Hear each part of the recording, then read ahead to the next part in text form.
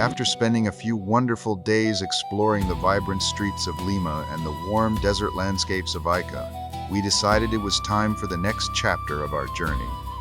Cusco, what lay ahead, was a road trip of nearly 1,100 kilometers, or about 700 miles, a route that would take us from the calm ocean air at 154 meters above sea level to the breathtaking heights of 3,399 meters in the Andes.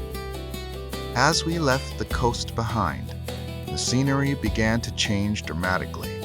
The flat desert slowly gave way to rolling hills, and then to the rugged mountains that Peru is so famous for.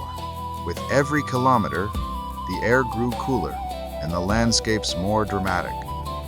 Small villages appeared along the way, each with its own charm, colorful houses, friendly locals, and markets filled with fresh fruit and handmade crafts. The higher we climbed, the more the world around us transformed.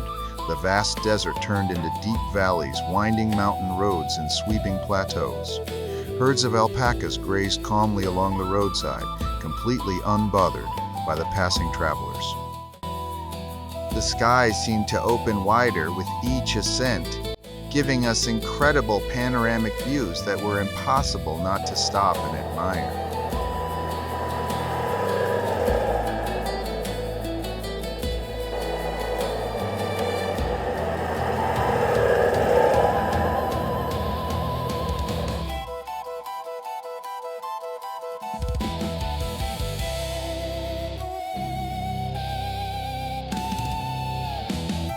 We crossed from one side of the mountain to the other, through tunnels carved directly into the rock.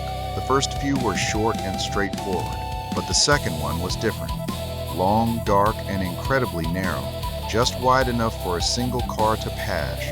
As we entered, a quiet tension filled the air. My biggest fear was that another vehicle might appear from the opposite direction with no room for either of us to move. On both sides, barely 30 centimeters separated our car from the rough, uneven rock walls. Every second felt like a careful negotiation between adrenaline and trust. It was impossible not to wonder what would happen next. The road, the mountain, and the uncertainty ahead made the whole experience both nerve-wracking and thrilling. A true reminder that in Peru, every moment has the potential to turn into an adventure.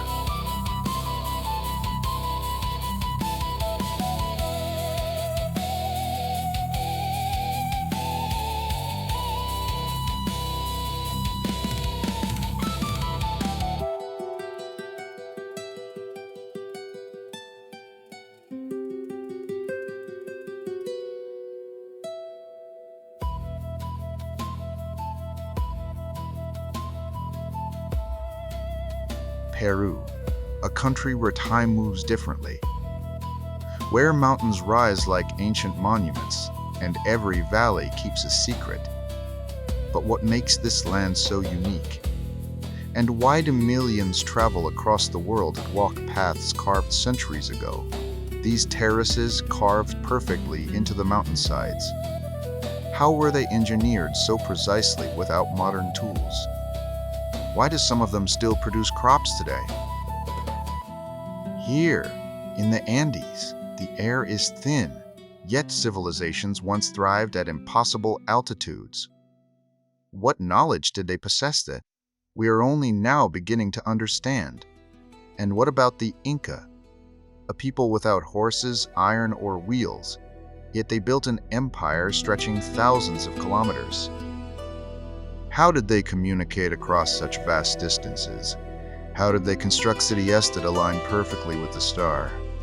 Peru is more than landscapes. It's a tapestry woven with myth, science, and the echoes of forgotten worlds. From the mysterious Nazca lines visible only from the sky, to the sacred temples where sunlight hits stone with astonishing precision. Every corner demands questions. Asterisk. So come with me. Let's explore its mountains, its ruins, its culture, and its people. Let's search for answers hidden in stone, in sky, and in the stories passed down through generations. This is Peru, a land that doesn't just welcome you, it challenges you to wonder. The road winds endlessly through the Andes, a silver ribbon carved into the mountainside. At every curve, the world opens a little more. Cliffs rising like stone giants, valleys dropping into endless green, and clouds drifting so close you feel you could reach out and touch them. There, the air grows thinner, but the landscape grows deeper. In color, in mystery, in meaning, they are not ordinary mountains. For thousands of years, they sheltered the civilization that learned to live with the sky itself, the Quechua, the Inca, and those even older walk these same ridges following paths that still exist today. Roads built without iron, without wheels, yet strong enough to survive centuries. As we continue climbing the mountains, shift again, from dense vegetation to rocky slope to windswept ridges where only the hardiest life remains. Nature here is raw, ancient, untucked, a reminder of how small we are in the face of landscapes that existed long before our stories began. And still, the road leads upward, toward a destination hidden beyond the next bend.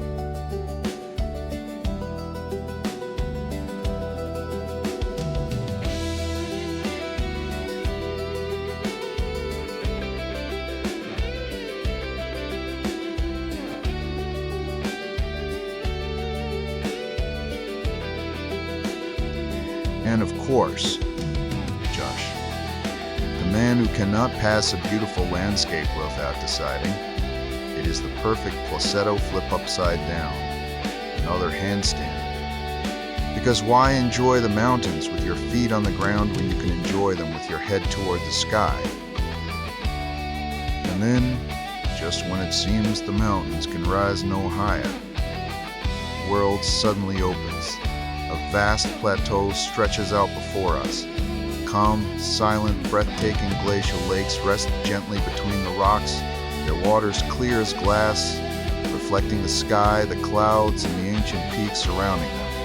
It feels like stepping into another world, a place where time slows, where the wind carries stories, and where nature displays a beauty that leaves you wordless up here.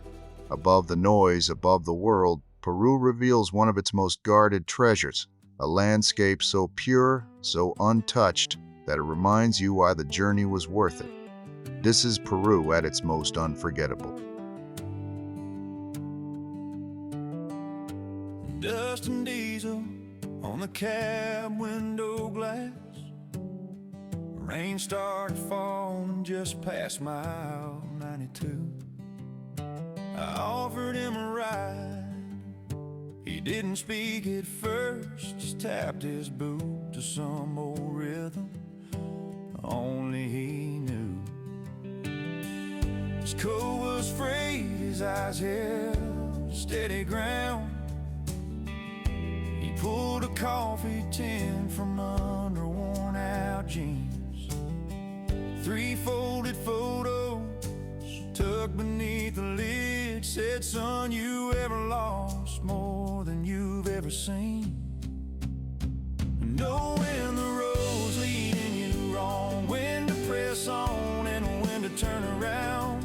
The bravest souls still walk away before the night swallows what you can't afford to lose."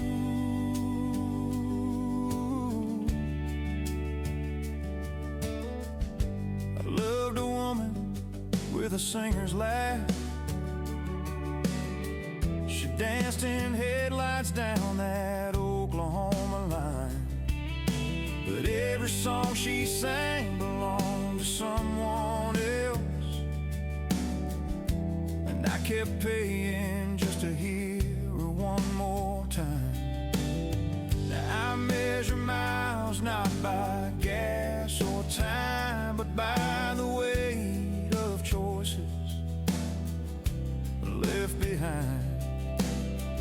Some fires warm you till they burn you clean, and loyalty's a debt that blinds.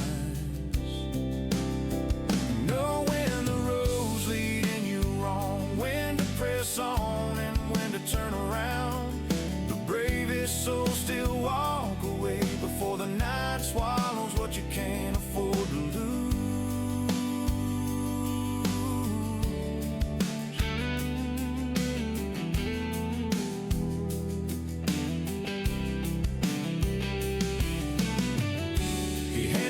Topmost photo, smiling faces, sunlit porch.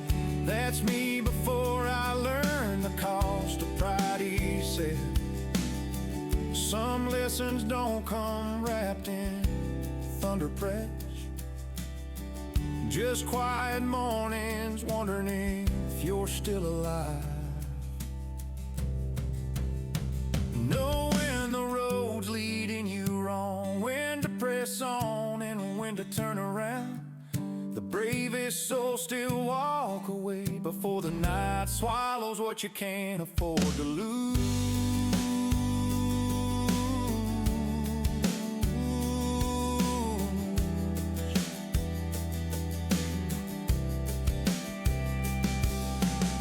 He stepped out where the county lights begin, left the photos on the passenger seat. Rain washed the tire tracks into the dark, and I drove on with lighter hands and heavier feet.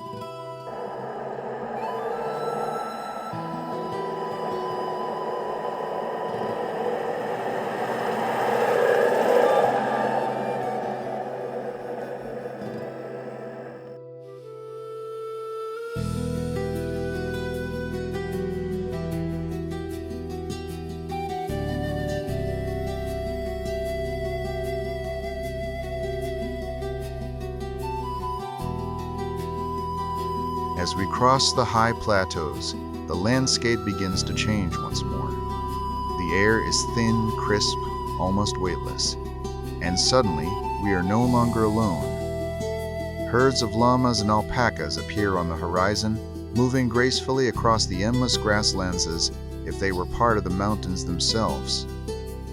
Their soft wool ripples in the cold wind, their curious eyes watching us with the calm wisdom of animals who have lived at these altitudes for centuries. And then there was one, a particularly charming, almost oriental-looking alpacawo, decided to spend a little extra time with us. She followed us gently, posed for the camera, and stared as if she was silently judging our hiking skills. We named her Carmen for a few minutes. It felt like Carmen had adopted us, a small ambassador of the Andes, guiding us across her plateau with quiet confidence and fluffy elegance.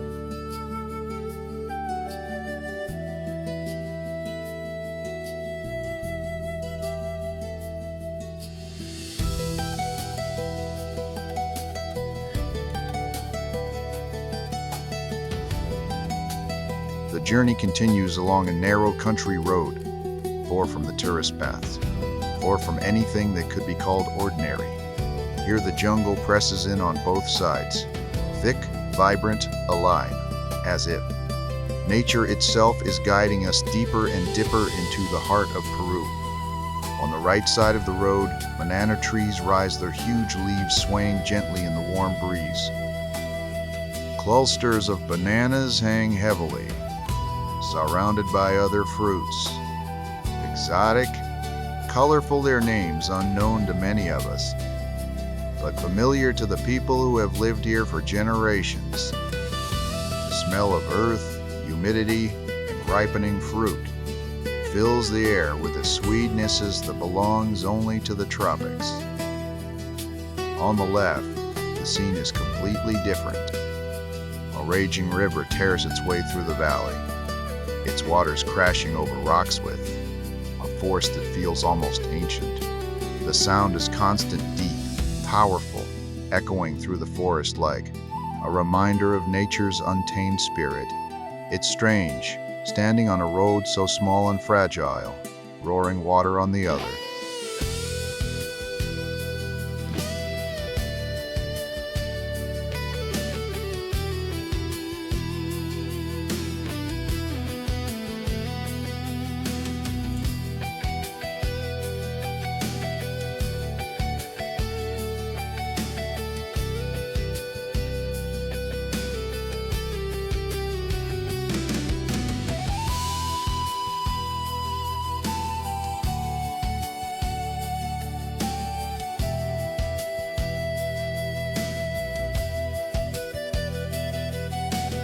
On the left, the scene is completely different.